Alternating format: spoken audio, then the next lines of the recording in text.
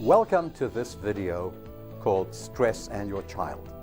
I am very, very happy to be able to talk about this topic. It's a topic that's very close to my heart. So what is stress all about? The most important principle I can get across to you today is this. Don't just look at the bad things in your child's life for the source of stress. Sure, children will have bad times. And for some of that bad stress, some of the bad things that are in their life can be stressful. But frankly, most of us learn, and children learn also, how to avoid the bad things of their life. The most important principle to grasp is that the stress that is most damaging often comes from what we as parents perceive, and perhaps even the children perceive it also, as the good things of life. Those extra gadgets, the having 2 cell phones instead of 1, the overstimulation that often drives the stress hormones up can in the long run be very damaging to children. And we will try to understand that a little better as we proceed with this video. So let me clarify for you what the stress response is all about. Basically, stress is all about over-arousal of the adrenal system. Now, we all know about adrenaline. We all know about adrenaline rushes. We all know about how our adrenaline can get high. And the problem is that adrenaline brings with it a feeling of well-being. You feel so much better, and that's true for our children as well. They feel so much better. But in its wake comes the damage that we are seeing. Over-arousal of the adrenal system is not what the human body has been designed for. This over-arousal can come from the good things, the exciting things.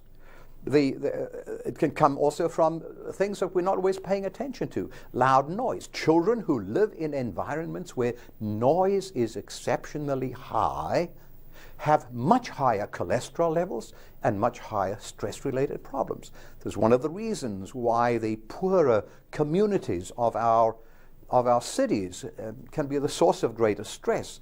It's because the noise levels are higher. Prolonged television watching, video games. Video games are now being seen to be a very, very serious challenge to a child's mental health because it is a way of pushing the adrenaline response and keeping that going. And lastly, what children are suffering from is not enough downtime, not enough relaxation time.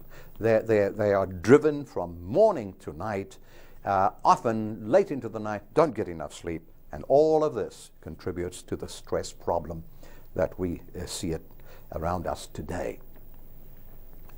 So, bottom line is that for children, there's too much coming too soon.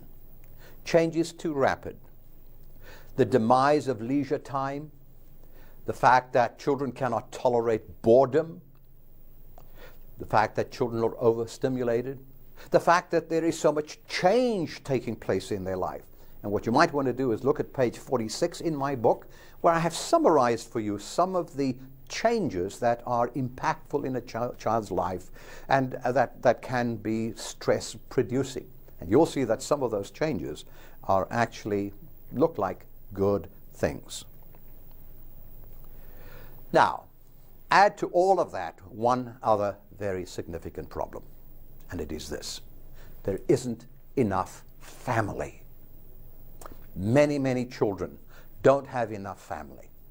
Children in single-parent homes, for example, don't have enough family.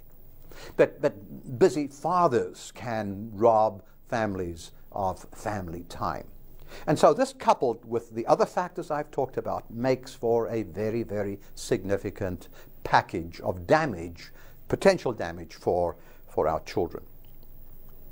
There are 3 ingredients we need to think about as we think about stress and your child. 3 ingredients to this problem.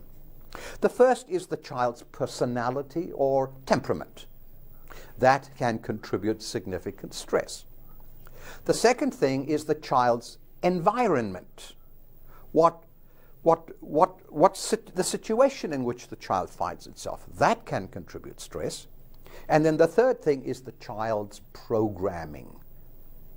We can program a child for high stress. We can program it for low stress. We can program a child to be able to respond to stress in a healthy way, or we can program a child to respond to stress in a destructive way. These are all factors that need to be taken into account. And in a moment, I'm going to take each of those three and elaborate a little bit on them. But first, let us have a look at the child. There's a difference between the personality of a child and the character of a child. Personality and character. The personality of the child is pretty much a given. You gave that to your children when you gave birth to them. We pass on our genes to them in very significant ways. And in passing on our genes, we often pass on our personalities as well. Basically, there is nothing bad about personalities. The personality itself is not the problem. But what is important is their character. See, character comes and is sort of laid on top of the personality, becomes the overlay. Character is the dressing up. So you may not be able to affect how you look, your appearance necessarily, but you can dress nicer, you can make yourself look a little better. And so character is that dressing up of your personality. And there is a lot that you can do to help a child deal with stress better in his or her life. So with personality, don't blame yourself. Don't feel bad or guilt. Don't feel guilty because something in your child's personality is not quite right. Character is the more important one. Character is what you shape in your child. It's modeled by parents. And it's modeled by the child's environment. And so we'll get to the environment in a moment.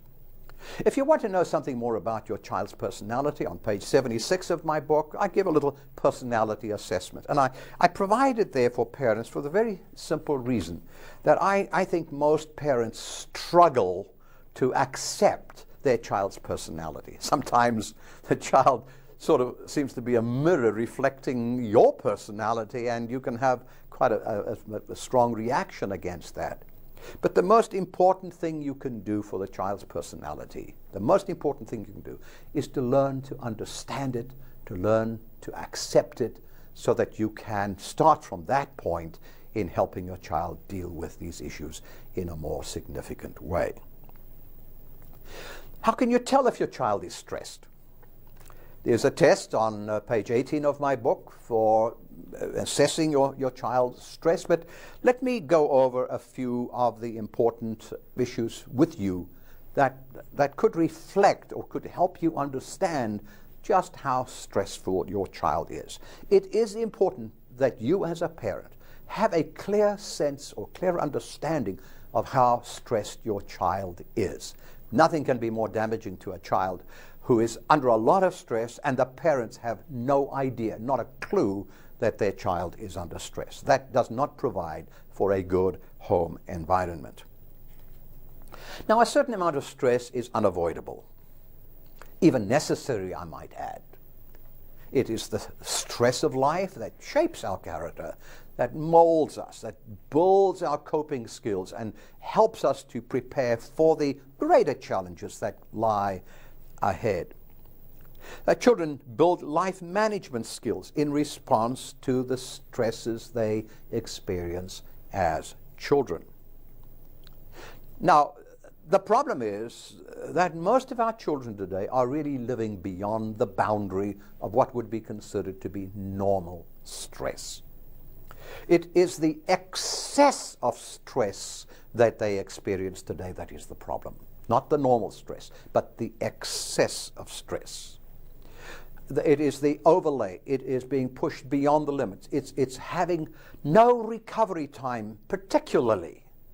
No boredom time, I call it. That it can be really damaging to your children. So the challenge, the first challenge I want to put to you as a parent is the challenge of how do I balance the stimulation, getting my children to do the good things, but at the same time giving them enough downtime. And we'll get to that, and I'll give you some suggestions in the second part of this video. Assessing your child's stress.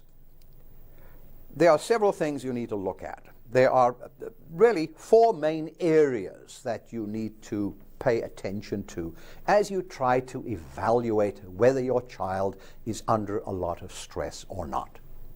The first one I want to mention to you is the immune system. Whenever a child, and that's true for adults as well, but we're talking about children here, but whenever a child is under high stress, the immune system goes down. That's how we are created. That's how we are designed. We are not designed to build stronger immunity when our stress is higher, because if the body did that, we would probably self-destruct, because we would be better able to live under higher stress, and where does that all end? We would just keep pushing the boundaries further and further back. So the immune system is the first area to look at for your child. Does your child get sick a lot? Does your child experience the flu more frequently than other children? Does your child seem to be getting all sorts of infectious diseases a lot? Anything a child ought to have a good immune system, should have and be able to build resistance against many of these diseases. But when a child is under stress, that immune system becomes compromised. So that's the first area you need to look at. The second area you need to look at are the pain symptoms. One of the ways in which the body tells you that you're under a lot of stress is it increases your pain level. It does so by lowering hormones in the brain called endorphins that are really there to protect us from pain. And so when the body is under high stress, pain doesn't become lower, pain goes up because the endorphin levels come down. And so a child having a lot of pain problems, particularly most children suffer from stomach pains. They suffer from headaches, from general pain, a lot of pain symptoms. If your child is experiencing a lot of pain, you need to look more closely at the stress in their lives. Then there are the social symptoms, how the child interacts with his or her environment. Does your child fight with other children a lot? Does your child try to avoid homework? Is your child resistant? Is it reactive? And a clear sign of stress is a child who is acting out a lot, a child who is angry a lot, who tends to break things, or who doesn't respect other people's properties. All those sort of social interactive problems can mean your child is under too much stress. And then lastly, the fourth one is the behaviors. Depending on the age of the child, the behavior might vary. Very young children under high stress cry a lot. They cry easily. They tear up very easily. As they get older, that becomes less and less, and it becomes more an anger response. Goes from crying to becoming angry. They give up easier. They just don't have the persistence. They don't want to try harder. Some children develop tics. Some become lethargic. Some become fidgety, nervous, sad, or depressed. Some of them overeat. These are all signs that your child is under a lot of stress. Now let's look quickly at the child's environment. It's more influential than people realize. So you have to be intentional about where you live and how you live, because the environment you provide your children will have a very significant effect on their long-term stress outcome. For example, if you live in an environment where there's a lot of crime around you, where there are teenagers engaging in a lot of drug activity, that's not going to be a good environment, because that will influence your child. So you have to think about the environment of your child. The world has changed dramatically in the past 5 years. And there has been a dramatic rise in adrenaline levels in children. And with the rise in adrenaline level, that other hormone that also comes with stress is the cortisol. And that's what gives us the obesity and the anxiety. Now, it's the child's environment, you must remember, can be affected by a number of subtle things. For example, change. A child undergoing a lot of change is going to be under more stress than a child who has a stable, non-changing environment. This means, for example, that when parents divorce, when parents decide to uproot themselves and move across the country, go somewhere else, take children out of their secure environment, out of the friendships that they established, change is stressful. And you need to be aware of that. Page 46 of my book gives you a very good summary of some of the changes that you need to watch out for, and at least and some of those changes can't be avoided, but at least what you can do is provide additional support and backup for your children, the sort of things I'll be talking about in just a few minutes. And then lastly, the child's programming. They learn from you. And you have to program your child to become not stress-free. I mean, that's a ridiculous idea, but to be able to cope with the stresses in their life in a healthy way. And that's where I want to focus my attention now for the rest of this video. What are some of the solutions? What are some of the ways we can program a child so that it can have a tolerance for stress and an ability to cope with stress that will make that child a healthier and a happier and more fulfilled adult? So, creating a stress-resistant environment is my focus right now. How do we do that? It starts, first of all, by making your home a safe haven. A safe haven. I want to stress as strongly as I possibly can that a child who can come home from a very stressful school experience, maybe a bully, maybe things are not going right in the classroom, for whatever reason, high stress. A child who can come home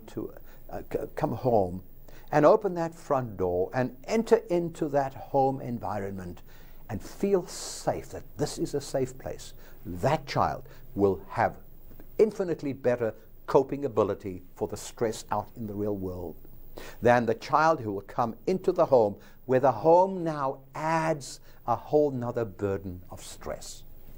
What are some of the things that are damaging to children in the home environment? What are some of the things that don't make it very safe for children? Let me list a few of them, and the challenge is for you to address these in your own life. First of all, lots of aggression. A home that's angry a lot, where people are yelling a lot, screaming insults. That sort of environment is very, very damaging to children because it adds another level of insecurity in their life that can rob them of the calmness they need to be able to handle the stress in their life. So acting out behavior. Parents who tolerate bad behavior by other children in the family are not being very helpful to the child who is under high stress. So try to control, we call this the emotional climate of your home. My wife, she's a beautiful person, and she's got some wonderful expressions. And she says that she literally, intentionally, puts a smile on her face every day when I come home from work. Now, can you imagine what a wonderful feeling that is?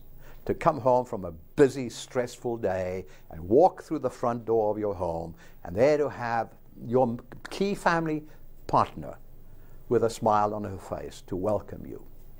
I just feel the stress fall away. Now imagine if you're a parent. Imagine parents. I know parents, when children walk through the door, they start nagging the moment they come through the door. There's not a nice warm welcome. It's not a safe place. Make your home a safe place for your children. Secondly, control the physical layout. Sometimes by just rearranging the beds or switching kids so they partnering in rooms with one of the other siblings. Those sorts of mechanical planning situations can make a big difference to make a home a cheerful, attractive, a well-organized place. Help children organize their clothing, how they arrange their drawers, and things like that can all help to reduce the conflict between the parent and the child, and therefore make the home a safe haven place. It's also important that you do not use your children in any way.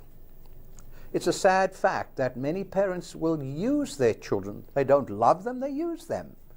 They use them to fulfill their own dreams. And so what happens is that they drive their children in certain activities, pushing them perhaps in a direction that they are not naturally suited for, but because they themselves did not fulfill their dream to become, say, a great baseball player or football player or whatever, and as a consequence they are being forced to do things that do not really match their talents. So don't push them to fulfill your dreams or to meet your unmet needs. They must be free. They must be free to become who they are before God, who God wants them to be, not to become what it is you want them to be. Children are also used as pawns in marital conflict. It's a sad thing, but a fact that many parents will play the children against the other partner. A mother might, for example, say bad things about her husband because she's angry and try to get a child on her side. Now, using children as pawns is not going to be helpful. It doesn't provide a safe haven for those children, a place where their stress can be brought under control, where their adrenal system can be calmed, where there can be some peace and tranquility, which they need as much as we do as adults. And whatever you do, make sure that you are careful in building your child's self-esteem. Now, if you know anything about my writings and other videos I've done, you'll know that I am a strong critic of the whole self-esteem movement. So let me substitute for what I think is a better concept for you as a parent to be working towards. It's not so much that we want them to esteem themselves. What we want them is to be self-accepting. To not have to not hate yourself, to not reject yourself. It's the negative side of all of that that is most damaging. And it's our attitude as parents to our children that helps them to come to the place where they accept the fact that, this is who I am, this is who God has made me, and therefore I am content to be that way as I seek to train and seek to develop my life. It's also important as a parent, I'm still on the theme of building a safe haven for your children, it is also important that you try to not overdo things for them. If there's one thing that characterizes modern parents, it is that they are all guilt-ridden. Guilt-ridden. Parents feel guilty. They feel guilty because they can't give their kids everything they demand or request. They feel guilty because whenever they try to discipline a child, they feel guilty a lot of the time. And this leads to a permissiveness which is not helpful to a child under stress. A child under stress needs clear boundaries. A child under stress needs to feel when they want to push against a certain thing that there is a strong resistance against that. And guilt-ridden parents do not provide good boundaries for their children. So let's take a moment to ask yourself this question: what do I owe my children? Because if you don't think this through, if you don't really evaluate what it is you owe your children, you are likely to find yourself much more at risk for doing things you shouldn't be doing because you're driven by your guilt in your life. So let me take a moment to go through with you some of the things you need to think about in terms of what do you owe your children. You do not owe your children every ounce of your energy or every moment of your time. You do not owe them 24-hour-a-day chauffeur service. You don't owe them down payments on a house or car when they grow up. You don't owe them babysitting service. You don't owe them any of these things. You have to understand clearly what it is you owe your children. What ought to drive you as you tailor your life to what you want to do for your children. This is what you owe your children. You owe them a sense of personal worth. And you show that by showing them respect. You show that by saying things like, I'm proud of you. I'm proud that you backed off that argument. I am proud that you didn't do something that was unsavory. Give them a sense of personal worth. You owe them consistency in discipline. And in a moment I want to address that issue, because I think that perhaps in the area of discipline more than any other area, parents are creating more stress than they really should. You owe them privacy and respect. Respect for their personal space, respect for their belongings. I made it clear to my children when they were growing up that bedroom is their bedroom. It's their space. I am not going to intrude on that space. If I come to the door, I knock at the door before I enter. And start doing that when they're very young, and it could make all the difference in the world to your own attitudes toward them. You owe them the courage to say no when other parents are saying yes. You owe them honest, forthright instruction in sexuality, in building relationships. You owe them solid values around which you can build their characters. You owe them a spiritual foundation. You owe it to them to help them build a spiritual foundation molded by your own modeling of your relationship with God. So these are some of the things that you need to clarify. Get straight in your head so that you're not driven by guilt to do things that in the long run are damaging to your children. If they're not damaging, at least they are. It will raise their stress level unnecessarily.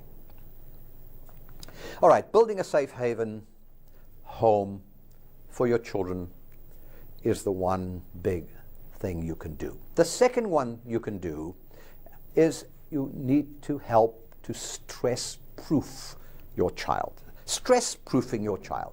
I love that concept. I love it. It's like stress inoculation.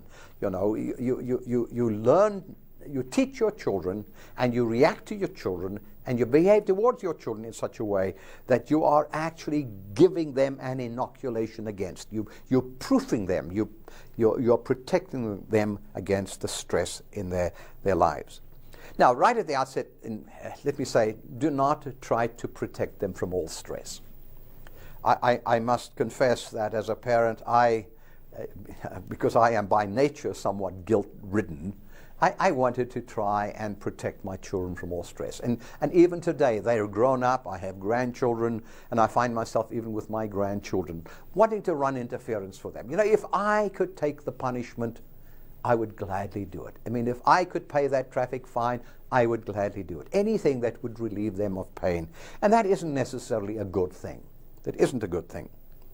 And so there are several ways in which you can protect your child from stress. You can proof them against stress. And I want to mention a few of them quickly. The first very important principle for stress-proofing your child is the issue of sleep. So let me start with that one.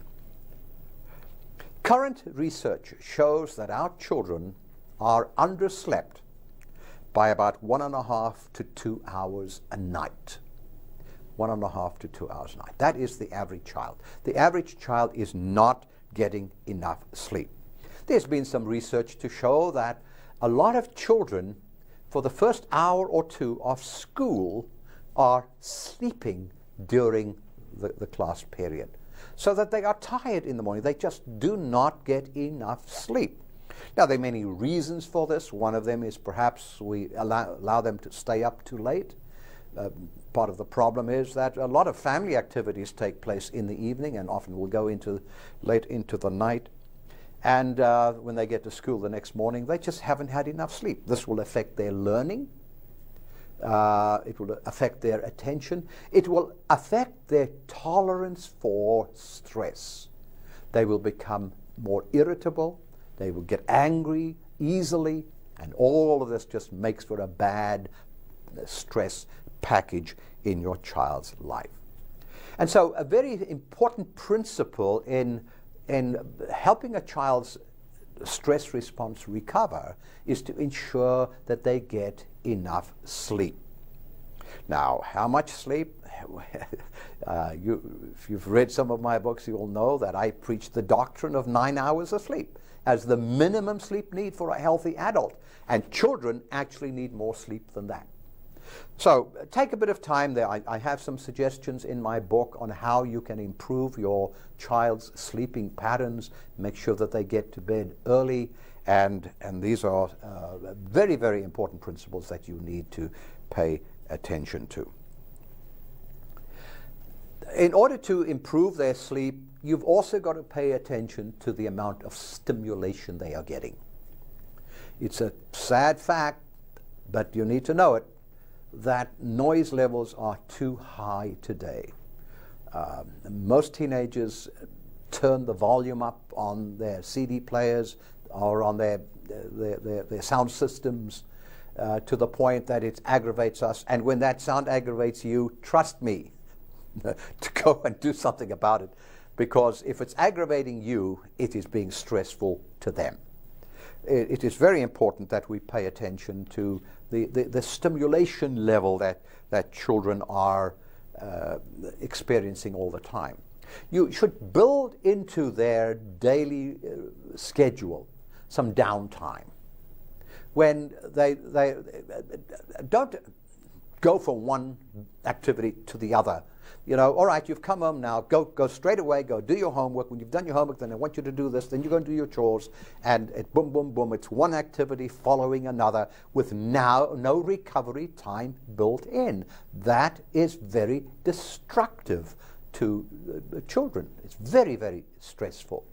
I know some parents where they put their children into special schools for gifted children, and these children have to get up 5:30 every morning to catch a bus to go to the special school.